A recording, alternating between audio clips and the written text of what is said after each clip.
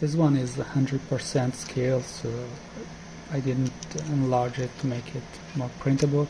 It is full of bubbles because I used random seams, which seems to improve the ability to move parts, because I could actually move the wheels immediately, and I just had to apply a little bit of force to move all these parts, and they all move, including the most force was needed to make this rotate, which seems difficult now, but it isn't really anymore. Just my hand is stupid.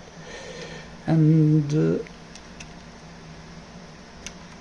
yeah, this is very small, so it looks not too good under camera flash stuff, but it's actually decent, I think, aside from the random seams.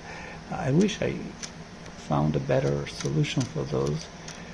Like, obviously the aligned seams don't work for these printing place designs if they end up in the wrong place, and I don't know how to decide myself where to put them.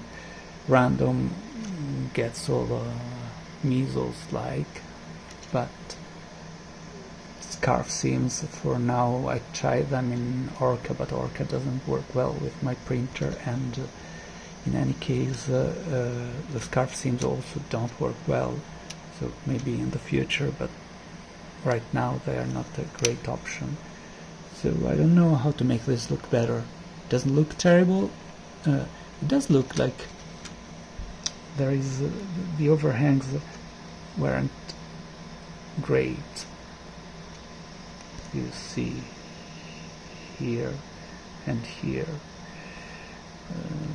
The wheels are okay, unlike the last print. Yeah, it's acceptable.